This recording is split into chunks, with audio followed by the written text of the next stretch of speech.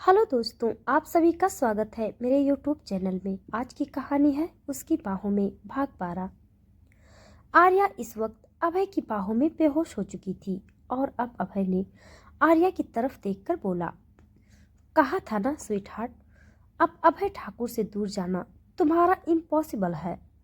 इतना कहकर अभय ने अब आर्या को अपनी गोद में उठाया और उसे लेकर अपने कार की तरफ बढ़ गया। और अब अभय आर्या को अपने गोद में लिए ही कार की बैक सीट पर बैठा और अब अभय ने पीछे का पार्टीशन ऑन कर दिया और ड्राइवर ने अब गाड़ी ठाकुर मैंसन की तरफ बढ़ा दी। अभय इस वक्त आर्या के चेहरे की तरफ ही देख रहा था, जो काफी मुरझाया हुआ लग रहा था। अभय ने आर्या के चेहरे को अपने सीने से लगा लिया और फिर अब उसने अपना चेहरा कार की बैक सीट से टिका लिया।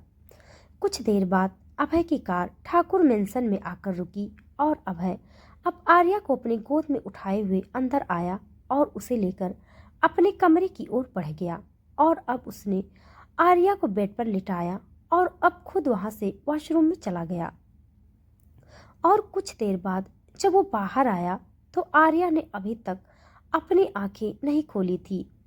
अब अभय आर्या की तरफ आया और उसकी तरफ देखकर आकर उसने अब आर्या के माथे को छुआ तो आर्या इस वक्त बुखार से तप रही थी और अब अभय ने उसकी तरफ देखकर उसकी गाल को थपथपाया और उसे होश में लाने की कोशिश करने लगा, पर आर्या अपनी आंखें ही नहीं खोल रही थी। अब अभय ने गुस्से से अपने बालों में अपना हाथ फिराया और फिर डॉक्टर के पास कॉल किया और बोला, अगले 10 मिनट के अंदर मुझे तुम ठाकुर मैंसन में चाहिए। उसकी बात सुनकर डॉक्टर हैरान हो गए और अब जल्दी से ठाकुर मैंसन के लिए निकल गए।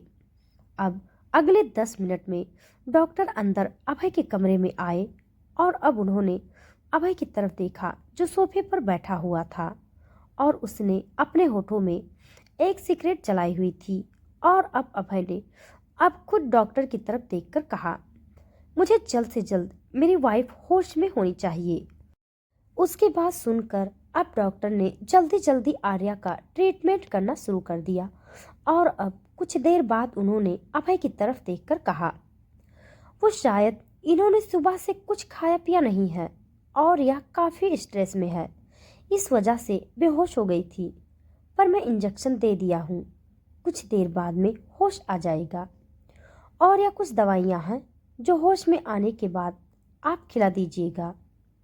डॉक्टर की बात सुनकर अभय ने आर्या की तरफ देखा जो अभी भी बेहोशी की हालत में थी। अब डॉक्टर वहां से बाहर आए और बाहर आकर उन्होंने अपना पसीना साफ किया। वह जब तक अभय के सामने थे उन्हें ऐसा लग रहा था मानो किसी भी पल उन पर अभय का गुस्सा फूट पड़ेगा और अब डॉक्टर ने मन ही मन भगवान को याद किया और अब वहां से चले गए। और उनके जाने के बाद अभय ने अब आर्या की तरफ देखा और अब उसे देखकर अब नीचे चला गया और उसके जाने के बाद आर्या की आंख खुली तो उसने खुद को जब ठाकुर मैंसन में पाया तो उसके चेहरे पर डर छलकने लगा और तभी दरवाजा खुला और अभय अब अंदर आया। आर्या को होश में आया देखकर उसने आर्या की तरफ देखकर कहा, कैसा लग रहा है तुम्हें स्वीट हार्ट? उसकी बात सुनकर अब आर्या ने अभय की तरफ देखकर कहा, मैं यहाँ कैसे आई? अभय ने अब आर्या की तरफ देखकर कहा, तुम बेहोश हो गई थी। खैर कोई बात नहीं, चलो अब जल्दी से ये खाना फिनिश करो और फिर तुम्हें मेडिसिन भी लेनी है। हाँ? अभय की बात सुनकर अब आर्या ने अभय की तरफ देखकर कहा, आपको गुस्सा नहीं आ रहा है कि मैं आपको बिना बताए यहाँ से चली गई थी? अभय ने अब आर्या की तरफ देखकर कहा, गुस्सा तो तुम पर बहुत आ रहा है स्वीट हार्ट, पर तुम अभी उस हालत में नहीं हो जो कि तुम मेरा गुस्सा झेल पाओगी। चलो अब बातें बहुत हो गई, अब जल्दी से इस खाने को फिनिश करो। इतना कहकर अभय ने आर्या के सामने खाने की प्लेट रखी और आर्या को उसे खाने का इशारा किया, लेकिन आर्या ने खाने की तरफ देखा भी नहीं और अब अभय की तरफ देखकर बोली, मुझे भूख नहीं है। तो अब अभय ने उसकी तरफ गुस्से से देखा और उसे एक झटके में अपने गोद में उठा लिया और उसे लेकर अब सोफे पर बैठ गया। और अब उसने उसके गालों को अपनी उंगलियों से दबाया और बोला, कहा था ना कि अभी मेरा गुस्सा झेलने की हालत में नहीं हो, फिर भी तुम्हें मेरा गुस्सा बढ़ाना ही आता है। अब चुपचाप इस खाने को फिनिश करो, वरना मुझे और भी तरीके आते हैं खिलाने के लिए। अब अभय ने अब खाने का एक निवाला बनाया और आर्या के होठों के पास बढ़ाया, लेकिन आर्या ने अपना मुंह खोला ही नहीं। तो अब अभय ने आर्या की तरफ गुस्से से देखा और उस निवाले को अपने मुंह में डालकर अब उसने आर्या के होठों को अपने होठों में दबा लिया, जिससे अभय के मुंह का सारा खाना अब आर्या के मुंह के अंदर चला गया और अब आर्या को उस निवाले को खाना ही पड़ा। अब अभय ने आर्या के होठों को छोड़ा और बोला, अगर चाहो तो मैं ये सारा खाना तुम्हें इसी तरह खिला सकता हूँ। अभय की बात सुनकर आर्या ने अब उसकी तरफ गुस्से से घूरा और खुद अब खाना खाने लगी। तो उसे इस तरह खाता हुआ देखकर अभय के चेहरे पर एक मुस्कुराहट, जिसे उसने जल्दी ही हटा ली। और आर्या का खाना खत्म होने के बाद अभय ने उसे मेडिसिन दी। तो आर्या ने उसकी तरफ देखकर मुंह सिकोड़ा तो अभय ने उसे घूर कर देखा। तो अब आर्या को बिना किसी नखरे के उस मेडिसिन को खाना ही पड़ा।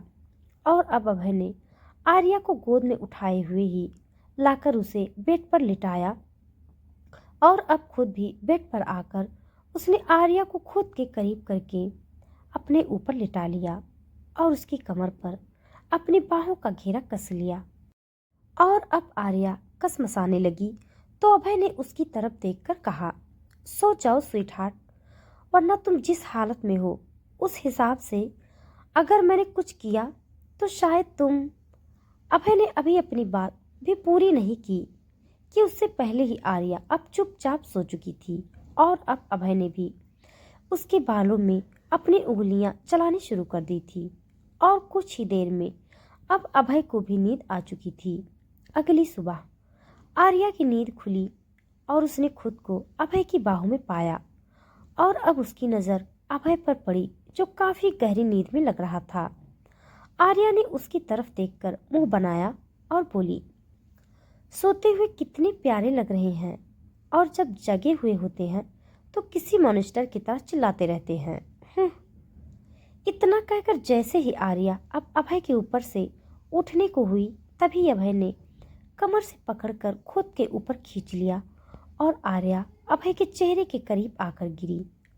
और अब उसने अभय की तरफ देखा जो जाग रहा था।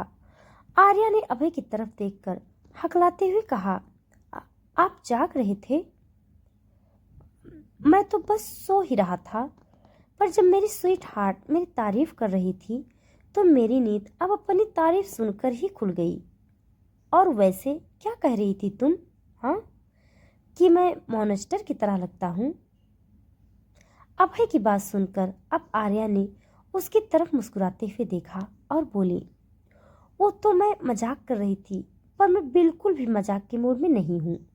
और अब उसकी बात सुनकर अब आर्या ने उसकी तरफ काफी मासूमियत से देखा, पर अब अभय ने आर्या की कलाइयों को अब अपने हाथों में पकड़ा और अब उसने उसके होठों पर अपने होठ रख दिए।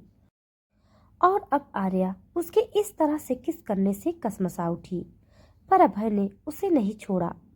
तो कुछ देर बाद आर्या भी शांत हो गई और अब अभय को उसकी मनमानी करने दी। कुछ देर बाद अभय ने आर्या को छोड़ा तो आर्या उसे गुस्से से घूर रही थी और अब उसे इस तरह घूरते हुए देखकर अभय अब तिरछा मुस्कुराया और अब उसकी तरफ देखकर बोला, आप इतनी गुस्से में क्यों हो स्वीट हार्ट? ये तो तुम्हें मुझसे उलझने से पहले सोचना चाहिए था। इतना कहकर अब अभय बेड से उठा और अब वॉशरूम में चला गया। और उसके जाने के बाद आर्या ने उसकी तरफ देखकर कहा, मॉन्स्टर कहीं के। वहीं दूसरी तरफ निर्भय इस वक्त आरोही के कमरे में उसके ऊपर झुका हुआ था और आरोही की तरफ काफी प्यार से देख रहा था। तभी आरोही की नींद खुली और अब अचानक वो चिल्लाने को हुई। उससे पहले ही निर्भय ने उसके मुंह को अपने हाथों से दबा दिया और अब उससे बोला, सुबह सुबह चिल्ला क्यों रही हो? आरोही ने अब निर्भय को दूसरी तरफ धक्का दिया तो अब निर्भय बेड पर आकर गिरा और अब उसने आरोही को भी खुद के ऊपर ही खींच लिया और अब उसके चेहरे पर आए बालों को उसके कान के पीछे किया तो निर्भय के एहसास को पाकर आरोही ने अपनी आंखें बंद कर ली और अब निर्भय ने उसके माथे पर अपने होठ रख दिए और अब उसकी आंखों पर, जिससे आरोही की पकड़ अब निर्भय पर कस गई और अब निर्भय ने आरोही की नाक को चूम लिया और अब धीरे धीरे उसके होठों की तरफ बढ़ने लगा। पर उससे पहले ही आरोही ने उसे धक्का दिया और अब निर्भय ने जब आरोही की तरफ देखा तो उसकी आंखों में आंसू देखकर उसका दिल थक सा रह गया और अब आरोही ने निर्भय की तरफ देखकर कहा, अब क्यों आ रहे हो मेरे पास? आपको तो हमेशा से मैं बच्ची ही लगती हूँ ना, और आप ही ने तो कहा था ना कि आप ना मुझसे प्यार करते हैं और ना कभी मुझ जैसी लड़की से आप प्यार करोगे, तो अब क्यों इतना प्यार आ रहा है? हाँ, अब हमारे बीच ऐसा कुछ भी नहीं है, इसीलिए आज के बाद आपको मेरे करीब आने की जरूरत नहीं है। इतना कहकर अब आरोही के कमरे से निकलकर जाने के बाद निर्भय मुस्कुराया और बोला, अब नहीं आरू, अब मैं अभय से हमारे बारे में बात जरूर करूंगा। इतना कहकर निर्भय अब मुस्कुराया और वो भी कमरे से बाहर निकल आया। आर्या अब नीचे आई और अब हॉल में देखने लगी और तभी उसकी नज़र निर्भय पर पड़ी जो अभय के साथ खड़ा था और वो दोनों कुछ बातें कर रहे थे। तभी निर्भय की नज़र आर्या पर पड़ी जो उसके तरफ ही आ रही थी और अब निर्भय ने अभय की तरफ देखकर कहा, आर्या इस तरफ ही आ रही है यार। अभय अगर उसने मुझे पहचान लिया तो उसकी बात सुनकर अब अभय आर्या की तरफ मुड़ा और आर्या को देखकर बोला, निर्भय, ये है तुम्हारी भाभी और स्वीटहार्ट, ये है निर्भय मेरा दोस्त। अभय की बात सुनकर अब आर्या ने निर्भय की तरफ देखा और बोली, हाँ जानती हूँ।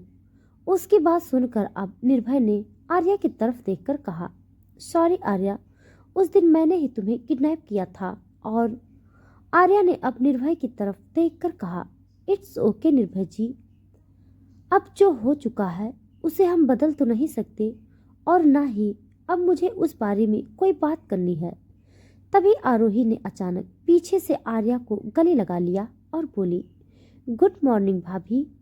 आरोही की आवाज़ सुनकर अब आर्या मुस्कुराई और फिर उसने उसके गाल पर हाथ रखकर कहा, गुड मॉर्निंग आरू। अब आरोही ने अभय और निर्भय को भी गुड मॉर्निंग विश किया और अब आरोही ने आर्या की तरफ देखकर कहा, भाभी आज आप मेरे लिए क्या बनाने वाली हैं? उसकी बात सुनकर अब अभय ने आरोही की तरफ देखकर कहा, आर्या को किचन में जाने की कोई जरूरत नहीं है और आरू, तुम्हें जो भी चाहिए वो तुम शेफ या सर्वेंट से भी कह सकती हो। इतना कहकर अब अभय और निर्भय वहां से चले गए।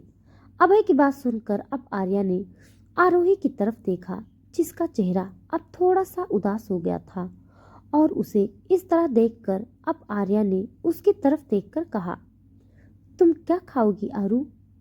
आर्या की बात सुनकर आरोही ने अब खुशी से उसकी तरफ देखा और बोली, सच में भाभी, आप बनाएगी मेरे लिए? आर्या ने अब उसकी तरफ देखकर अपना सर हाँ में हिला दिया और अब आरोही उसके साथ किचन में चली गई। तो दोस्तों आज के लिए बस इतना। इसके आगे का भाग जानने के लिए आप सब मेरे साथ बने रहिए। हमारी कहानी आप सबको कैसी लग रही है कमेंट बॉक्स में ज़रूर बताइएगा। तब तक के लिए धन्यवाद।